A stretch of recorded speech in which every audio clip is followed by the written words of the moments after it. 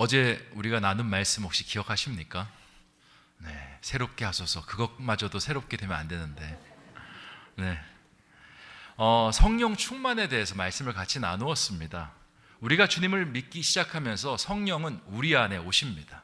그런데 충만 상태는 아닙니다. 성령이 우리 가운데 오셔서 이제 하나님과 우리의 사이를 연결해 주십니다. 그리고 충만 상태가 될 때 성령께서 우리 가운데 역사하시고 성령의 어떤 특별한 능력을 우리의 삶 속에서 체험할 수 있는 겁니다. 그렇게 성령 충만을 만들어 가기 위해서 우리가 뭐가 필요하다고 했습니까? 기도가 쌓이는 것이 필요하다라는 말씀이 어제 같이 나누었던 그 말씀입니다. 사도행전 2장 1절부터 13절까지의 말씀입니다. 그러면 오늘은 성령 충만이 우리의 삶 속에 임하였을 때 어떤 역사를 일으키는지에 대해서 같이 말씀을 나누고자 합니다. 첫 번째 성령 충만의 변화는요, 가장 먼저 하나님의 사람들의 마음에 뜨거움을 일으킵니다. 여러분 혹시 공명이라는 단어 들어보셨습니까? 어떤 진동이 다른 진동을 일으키는, 연쇄적으로 일으키는 현상을 공명이라고 합니다. 뭔가가 떨리는데 그 떨림을 멀리서도 느끼고 함께 떠는 것을 공명이라고 합니다. 성령의 역사는 이런 공명의 현상이 일어납니다. 오늘 읽었던 37절 말씀을 다시 한번 읽어보도록 하겠습니다. 그들이 이 말을 듣고 마음에 찔려 베드로와 다른 사도들에게 물어 이르되 형제들아 우리가 어찌할꼬 하거늘. 아멘. 베드로와 제자들이요 예루살렘에서 복음을 전했습니다. 그 복음은 예수 그리스도에 대한 이야기입니다. 그리고 예루살렘에 모인 사람들은 예수 그리스도에 대해서 알지 못하는 사람들이 모였습니다. 근데 오늘 말씀에서 어떻습니까? 그들이 그 예수 그리스도의 이야기를 듣고 마음에 찔렸다라고 표현하고 있습니다. 하나님의 말씀이 그 모인 사람들 마음속에 함께 공명이 일어나는 겁니다. 여기 모인 사람들은요 유대인들인데 일반적인 유대인이 아닙니다. 저기 천하각지에 사는 유대인 디아스포라들이 모여서 오순절 그 절기를 지키기 위해서 예루살렘에 모여든 겁니다. 근데 성경은 이들을 그냥 유대인, 유대인 디아스포라라고 부르지 않고요. 사도행전 2장 5절 말씀에 이렇게 부릅니다. 그때 경건한 유대인들이 천하 각국으로부터 와서 예루살렘에 머물러 있더니, 어떤 유대인이라고 합니까? 경건한 유대인. 이 단어가 굉장히 중요합니다. 사도행전에는요 경건한 사람이라는 단어가 10번 정도 등장하는데 이들은 하나님을 마음으로 믿고 그리고 삶 속에서 실천하는 이들을 지칭하는 단어입니다. 여러분 고넬료 아시죠? 고넬료를 성경에서 경건한 자라고 합니다. 시간을 정해놓고 하나님께 기도를 드렸고 그리고 자기가 갖고 있는 것을 가지고 구제와 선한 일을 하던 사람이었습니다. 그래서 성경은 그를 경건하다라고 이야기했습니다. 그러니까 경건한 사람은요 아직 예수 그리스도를 알지 못하지만 성령이 그 마음속에 찾아왔습니다. 그리고 하나님을 알게 하고 하나님과 관계를 맺도록 한 사람이다 라고 정의할 수가 있습니다. 오늘 그 사람들이요 마음의 공명을 받아서 예수 그리스도를 만나고 마음의 찔림을 고백하고 있는 것입니다. 파동이 그들 마음 가운데 찾아와서 지금 마음이 너무 떨려서 어찌할꼬 지금 제자들에게 물어보고 있는 겁니다. 성령 충만한 사람은요 혼자만 성령의 역사를 경험하는 것이 아니라 옆에 사람, 우리 주변에 같이 있는 사람에게 성령의 파동을 함께 전하는 사람입니다. 몇 년 전에 예전에 알고 계시던 그 집사님 한 분이 카톡을 보내셨습니다. 그분은 이제 중국으로 이민 가신 분인데 카톡이 왔는데 요즘은 카톡이 외국에서 오면요 이렇게 약간 경고 메시지처럼 뜹니다. 이거 우리나라에서 오는 메시지가 아니라 조심하시라고. 그래서 중국에서 메시지가 와서 뭐지? 이 보이스피싱인가 하고 이렇게 좀 넘어가려고 하는데 목사님 잘 지내시죠? 저 누구누구 집사입니다. 딱 이렇게 오는 거예요. 제가 아는 그 인물이시고 또 그렇게 외국에 나가 계셔서 제가 답장을 조심스럽게 했습니다. 요즘은 또 그렇게 밝혀도 이제 보이스피싱으로 의심이 많이 되더라고요.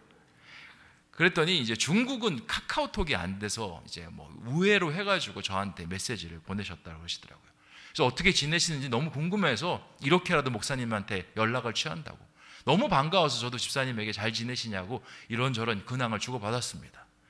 그 집사님은요, 제가 예전에 섬기던 교회에 이제 저랑 나이가 똑같은 여자 집사님이었습니다. 신앙이 얼마나 뜨거운지 모릅니다. 교회에서 봉사면 봉사, 또 구역장이면 구역장, 그리고 여름이 되면 단기 선교까지 열심히 따라가시던 분이셨습니다. 신앙이 막 몸 안에서 끓어오르시는 그런 집사님이었는데, 그 신앙이 막 뜨거울 때 이 걸림돌이 하나 있었습니다. 신앙을 막 끌어올리고 신앙으로 성장하려고 하는데 늘 장애물 같은 것이 하나 있었습니다. 그게 누구냐? 그분의 남편이었습니다. 그분의 남편도 집사님인데요, 이 교회를 가서 뭔가 좀 봉사를 한다 그러면 왠지 마음에 그날부터 심통이 납니다. 틱틱거리고 교회에 못 가게 하고, 또 그리고 교회 갔다가 늦게 오면요, 얼마나 집에서 잔소리하는지 모릅니다. 이 집사님은 정말 신앙이 뜨거워서 그 엄마도 교회 안 다니다가 이 집사님 때문에 교회를 다니고요, 그 딸은 장신대에서 기독교 교육을 전공하게 할 정도로 정말 뜨거운 분입니다. 다 주변에 있는 사람들이 믿음을 가졌는데 남편만 그렇게 믿음을 안 갖는 거예요. 어느 날 이제 집에 갔다가 교회 오는데 집사님 표정이 안 좋습니다. 집사님 무슨 일 있으세요? 그랬더니 목사님 그러는 거예요. 왜 그렇게 한숨을 쉬십니까? 목사님, 저희 집에 마귀가 있습니다. 그러더라고요. 마귀요? 마귀를 보신다고요? 저희 남편이 얼마나 마귀 짓을 하는지 몰라요. 교회 온다니까 또 저를 긁어대는데 너무 힘들었다라고, 정말 그 모습이 마귀가 따로 없다라고 그렇게 말씀하시더라고요. 집사님이 오죽 힘들었으면 남편을 마귀라고 표현을 했겠습니까? 제가 집사님이랑 이런저런 얘기를 하면서 많이 위로해드렸습니다. 그리고는 한 말씀 드렸습니다. 집사님, 그래도 남편을 마귀라는 이미지로 좀 보는 거는 좀 그렇지 않습니까? 왜냐하면 그리스도인은 마귀를 만나면 어떻게 됩니까? 때려잡아야 됩니다. 남편 때려잡으면 어떡합니까? 애기 아빠고. 이미지를 좀 바꾸시면 어떨까요? 주님이 필요할 그런 불쌍한 존재라든지, 아니면 품어야 될 그런 긍휼을 가진 존재라고 이미지를 좀 바꾸면 어떨까요? 하나님께서 그런 남편을 붙여주신 거 신앙이 성장하지 말라라고 장애물로 주신 게 아니라 어쩌면 집사님의 마지막 그 신앙의 테스트가 아닌가 생각이 됩니다. 집사님, 어머니 그 집사님을 교회를 어떻게 데리고 오셨습니까? 평생 교회에 대해서는 교자도 얘기 안 하시는 분인데 그렇게 기도하면서 그를 주님의 품으로 데려오지 않았습니까? 딸은 어떻습니까? 사춘기 그렇게 심하게 겪는데 나중에 주님 만나고 장신대까지 갈 정도로 그렇게 인도하신 하나님이 있지 않습니까? 하나님께서 분명히 남편도 그렇게 인도하실 것입니다. 제가 말씀을 드렸습니다. 그럴 수 있을까요? 하시고는 이제 돌아가신 다음에 이제 남편이 이제 중국에 사업을 한다고 이제 가족 전체가 이민을 가신 다음에 연락이 끊겼어요. 그리고는 그 카톡이 온 겁니다. 제가 이제 반가운 마음에 집사님 잘 지내시냐고 물은 다음에 좀 조심스럽지만 남편은 어떻게 지내세요? 이렇게 물었습니다. 그랬더니 목사님, 기적이 일어났습니다. 그러는 거예요. 무슨 기적요? 제가 목사님 이야기 듣고 중국에 가서 그 남편을 정말 예수님처럼 섬겼다라는 거예요. 정말 품어야 될 사람을 생각하고 남편 다 맞춰주고 신앙 교회 생활 제대로 할 수만 있다면 모든 것 다 양보하고 그렇게 섬겼다라는 겁니다. 그런데 그때부터 남편이 좀 변하기 하더라는 거예요. 목사님 말씀도 열심히 듣고 스스로 목사님 그 성경 공부반에 들어가서 열심히 성경 공부를 배운다라는 겁니다. 그리고 지금 어떻게 된 줄 아십니까? 목사님 어떻게 됐는데요? 중국에 있는 신학교를 가셨다라는 거예요. 그래서 이제 전도사님으로 사역을 하고 있다라고. 깜짝 놀라서 할렐루야라고 답변을 했습니다. 그래요, 하나님께서 진짜 역사하셨군요. 그리고 한 가지 더 이야기가 있습니다 그러시더라고요. 뭔데요? 저 셋째가 생겼습니다 그러시더라고요. 부부관계가 회복이 돼서 늦둥이 셋째가 생겼더라고요. 그 집사님의 경우만 그런 것이 아닙니다. 우리가 삶을 살아가면서 우리의 신앙이 온전히 서잖아요. 그 신앙은 주변에 파동을 만들어냅니다. 제가 전에 있던 교회에서 동고동락이라고 고3 N수생 그 모임을 가졌습니다. 애들이 워낙 이제 그 나이가 되면 교회를 안 나오니까 걔네들에게 맞춘 예배를 만들었어요. 30분 예배 드리고 아침밥 줘서 학원 보내는 그 예배인데, 그 예배에 나온 아이들 한 70%, 80%가 나중에 청년부로 올라갔습니다. 그래서 저는 제가 목회를 잘해서 청년부로 올라간 줄 알았어요. 근데 나중에 알고 보니까요, 제가 잘해서가 아닙니다. 그 후면에 정말 신앙에 지독할 만큼 대단한 어머니들이 있더라고요. 동호동락 예배가 아침 8시에 드리거든요.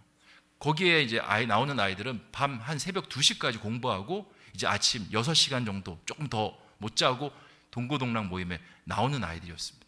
근데 그 아이들이 자신의 의지로 못 나오는 거예요. 한 5시 반쯤 되면요, 어머니가 들들 볶습니다. 동고동락 가야지. 그리고 이제 동고동락 예배를 와서 이제 졸고 있습니다. 졸고 막 있다가 이제 30분 있다가 학원 가는데 어머니들이 찾아와서 그래요. 목사님 설교가 참 좋대요, 애들이. 그래서 동고동락을 너무 좋아해서 그렇게 나옵니다, 그러시더라고요. 와서 맨날 자는데 뭐지?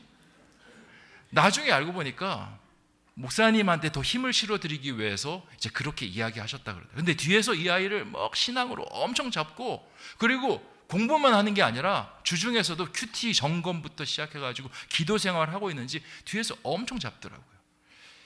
그런데 놀라운 건요, 그렇게 부모님이 잡는 아이들이 청년부 올라가서 찬양팀, 그리고 리더, 그리고 임원으로 사역을 하더라고요. 제가 그걸 보면서 뭘 느꼈냐면, 신앙이라는 건 끊임없이 파동을 만들어내야 되고, 그 파동이 다른 사람의 신앙을 세울 수 있다는 것을 깨닫게 된 겁니다. 아이들의 경우도 그런 것도 아닙니다. 구역도 마찬가지예요. 목자님이 정말 목원들을 들들 볶는 구역, 좀 불편할 수도 있습니다. 하지만 그런 구역이 생명력 있고요, 그런 구역이 같이 모이면서 신앙이 성장하는 그룹이 될 수 있는 거예요. 오늘 말씀에서 그걸 이야기하는 겁니다. 성령의 역사가 뭐냐? 성령의 충만의 역사는 파동을 만들어내는 역사다. 그래서 나만 성장하는 것이 아니라 함께 성장하고 함께 공동체를 이루어 나가는 것이 바로 성령의 역사다라는 것을 오늘 말씀에서 이야기하고 있는 겁니다. 그리고 두 번째 성령의 역사가 있는데요, 삶의 패턴을 바꿉니다. 그렇게 파동을 일으켜서 그것을 통해서 그 사람을 어떻게 만드느냐?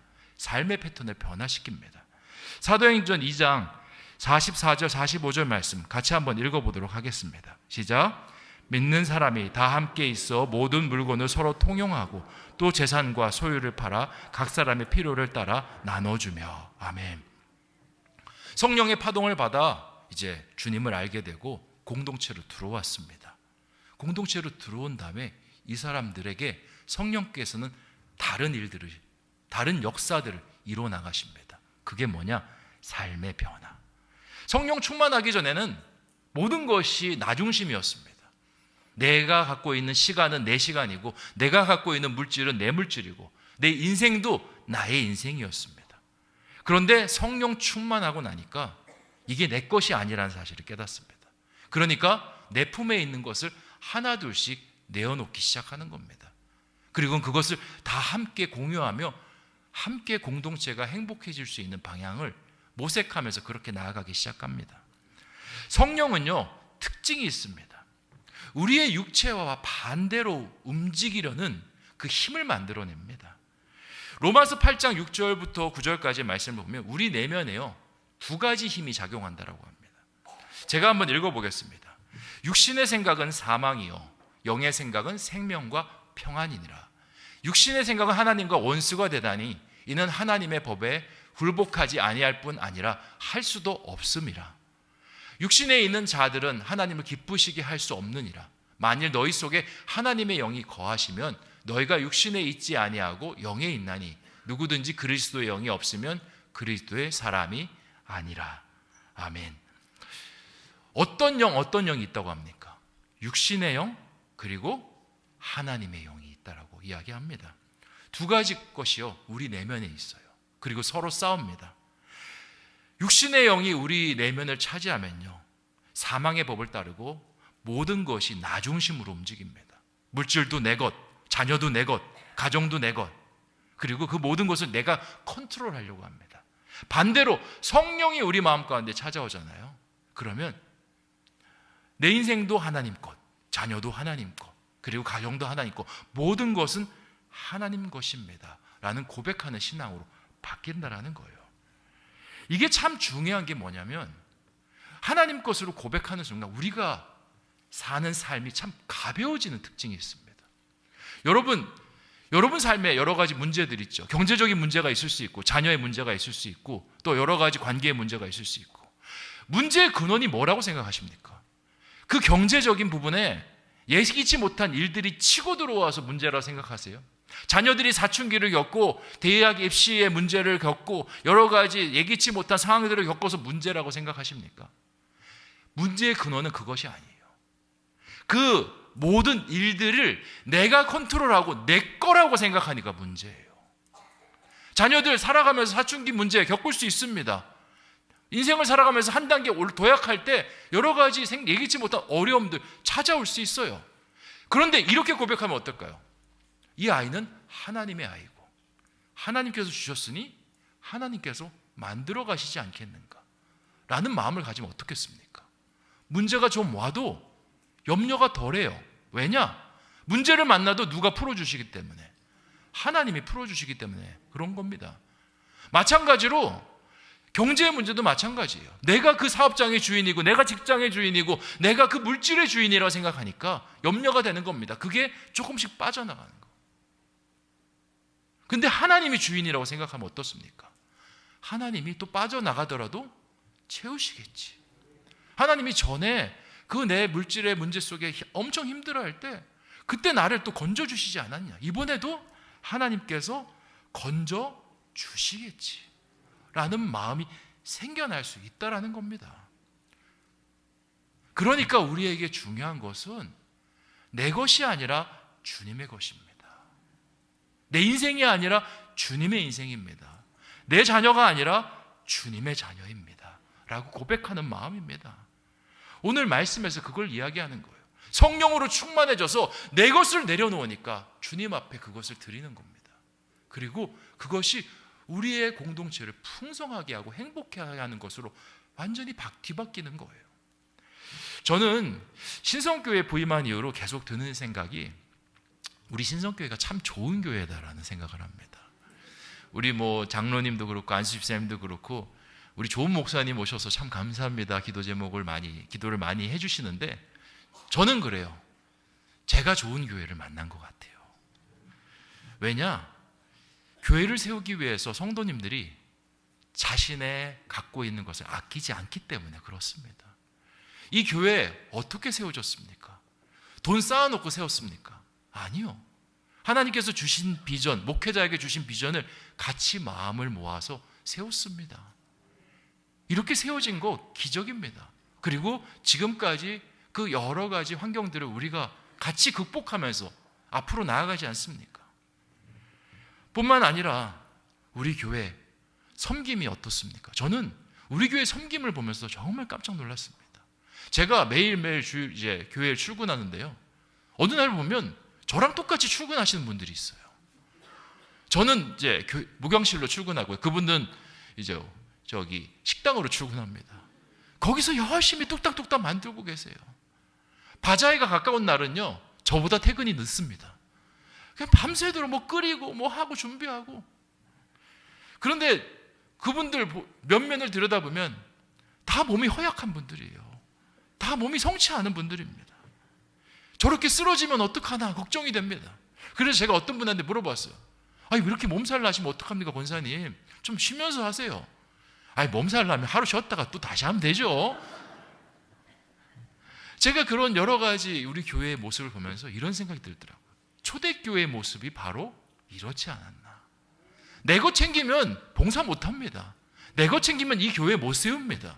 그런데 내 안에 주시는 성령의 감동이 크기 때문에 내가 없는 형편에서도 교회를 세우고자 하는 마음, 내가 육체가 불편한 모습 속에서도 교회를 세우고자 하는 마음들이 쌓여서 이 교회가 이렇게 오늘날 서 있는 것입니다.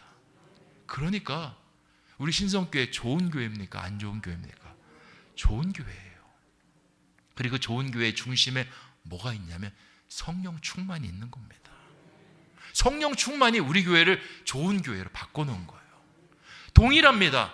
우리 가정, 좋은 가정이 되기 위해서 어떻게 해야 됩니까? 성령 충만으로 내 것을 내려놔야 돼요. 내가 집안의 가장인데, 아빠인데, 남편인데 하는 순간 가정은요 위축됩니다. 주저앉습니다. 내가 엄마인데, 내가 저기 아이들과 관련된 일은 내가 책임지는데 왜 이래라 저래라. 그러면요 가정이 하나 될 수 없습니다. 내가 남편을 위해 섬기고, 남편이 아내를 위해 섬기고, 부모가 자녀를 위해서 섬기고, 자녀가 부모의 뜻을 존중할 때 거기서 하나님의 은혜, 성령 충만의 은혜가 임하기 시작하는 거예요. 뿐만 아닙니다. 모든 공동체가 다 그렇습니다. 그러니까 성령 충만의 역사는요 삶의 패턴을 바꿔놓습니다. 내 것이 아니라 하나님의 것. 내가 재워야 될 사람이 아니라 하나님께서 붙여주신 사람이고, 그 사람을 잘 세우는 것이 하나님께서 기뻐하는 일이다라는 것이 바로 성령 충만을 받은 사람의 안에 나타나는 역사인 겁니다. 마지막으로 성령 충만은요 서로 찬미하도록 만듭니다. 사도행전 2장 46절 47절 말씀 같이 한번 읽어보겠습니다. 시작. 날마다 마음을 같이하여 성전에 모이기를 힘쓰고 집에서 떡을 떼며 기쁨과 순전한 마음으로 음식을 먹고 하나님을 찬미하며 또 온 백성의 칭송을 받으니 주께서 구원받은 사람을 날마다 더하게 하시니라. 아멘. 성령 충만한 사람은요 성령이 이렇게 날마다 모일 수 있도록 인도하시는 사람이에요. 왜 그렇게 하겠습니까? 뭐 주님이 좋아서 주님 앞에 나아가기도 하지만요 이 성령 충만이 약해질까 봐 성령께서 우리를 성령 충만한 사람들이 모여 있는 곳으로 부르시는 겁니다. 다른 사람이 가지고 있는 성령 충만의 파동으로 내 안에 있는 파동이 약해지지 않을 수 있도록 하나님께서 함께 붙여주시는 거예요. 사람은요 얼마나 약한지 모릅니다. 오늘 만약에 이 저녁 집회를 통해서 막 뜨거움을 경험하고 이제 집으로 돌아간다라고 생각해 보십시오. 막 뜨거워서 내가 이제 집에 들어가면 성령 충만한 자로 살겠다라는 결단과 용기, 그리고 의심이 하나도 없이 돌아간다라고 가정해 보십시오. 그런데 갑자기 애들이 말썽을 피워놨습니다. 그리고 여러 가지 안 좋은 상황들이 닥쳤어요. 아니면 열심히 기도하면서 뜨겁게 기도하고 있는데 갑자기 문자가 옵니다. 집안에 큰일이 생겼다라고. 그럼 여러분 마음 어떨 것 같습니까? 성령 충만한 마음이요 한순간에 곤두박질 쳐요. 그리고 달려갔는데 내가 예상한 결과보다 훨씬 더 안 좋은 결과가 있잖아요. 성령 충만, 은혜 충만의 마음이 시험 가득한 마음으로 순식간에 변합니다. 그래서 사람은 함께 모여야 돼요. 함께 모여서 서로의 연약한 부분들이 곤두박질 치지 않을 수 있도록 서로 파동을 같이 만들어주는 것이 필요합니다. 그래서 성령 충만은, 역사는 함께 모이도록 만든 겁니다. 계속 찬미하고 내 안에 있는 그 성령 충만이 꺼지지 않을 수 있도록 인도하는 거예요. 초대교회 교인들은 위험에 노출되어 있는 사람들이었습니다. 자기들이 모여서 떡을 나누고 막 자기들끼리 신이 나지만 여전히 교회 밖은요 흉흉합니다. 로마 군인들이 예수 그리스도를 따르는 사람들을 잡으러 다녔고요. 그리고 사내들인 공의회는 예수님 믿는 사람들을 유대교 안에서 축출해서 로마 정부에 고발하려고 그렇게 혈기등등하게 다녔습니다. 이런 상황은 사라진 것이 아니에요. 만약 그들의 있는 자리에 돌아가면요 이런 두려움 때문에 신앙이 언제 꺾이더라도 꺾인 그럴 위치 가운데, 상황 가운데 있는 겁니다. 그래서 성령은 혼자 있는 것이 아니라 함께 모이라고 말씀하고 있는 겁니다. 여러분도 어떻습니까? 이런 기도의 자리에 오면 어떻습니까? 마음이 함께 뜨거워지지 않습니까? 찬양을 드리면서 하나님을 더 찾아야겠다라는 마음도 있고요. 그리고 옆에서 누군가 뜨겁게 기도하는 그 기도를 들으면 내 안에서도 막 기도하고 싶어하는 열망들이 샘솟듯이 솟아나지 않습니까? 근데 거꾸로 집에서 기도하면 어떻습니까? 기도하면 기도가 점점 약해지는 게 일반적인 모습이에요. 여러분이 약해서 그런 건 아닙니다. 저도요 이 장신대에서 침묵 기도원이라는 곳을 갔었습니다. 거기는 통성 기도하는 게 아니라 침묵으로 몇 시간씩 기도하는데요. 목사님이 이제 서로 한번 이제 영성 지도라고 해가지고 한번 잠깐 만나서 어떻게 기도해야 되는지 잠깐 알려준 다음에 이제 골방에 들어가서 기도를 시작하는데 한 사람당 기도 시간을 한 8시간에서 한 10시간 좀 줍니다. 자유롭게 하는 거예요, 그냥. 이제 다들 이제 침묵 말하지 않고 들어가서 기도하는데 저는 이제 기도를 이렇게 시작했습니다. 그런데 순식간에 3시간이 갔어요. 알고 보니까 이렇게 잠이 들었더라고요. 그리고 일어났는데 팔이 너무 저려가지고 혼잣말로 뭐라 하는지 아십니까? 아, 똑바로 자야겠다. 저만 그렇게 한 줄 알았는데 나중에 그 기도원을 나온 다음에 있는 전도사님들과 이야기했더니 다들 기도하다가 꼬꾸라져 자고 막 그랬다는 거예요. 뭐 그 기도가 잘 맞는 분들도 있지만 제가 드리고 싶은 말씀은 혼자 하는 건 약하다라는 거예요. 혼자 상황을 견디는 건 너무 약하다라는 겁니다. 장례도 마찬가지지 않습니까? 장례에 많은 조문객들이 오는 이유가 뭡니까? 슬픔 당한 순간을 혼자 견뎌내지 말라라고 그렇게 사람들이 와서 위로하는 거예요. 그러면 그 당시에 그 위로가 됩니다. 마찬가지로 성령은요, 우리를 모이게 합니다. 그래서 우리의 믿음이 약해지지 않을 수 있도록. 말씀을 정리하겠습니다. 오늘 성령 충만의 역사는요, 3가지로 역사합니다.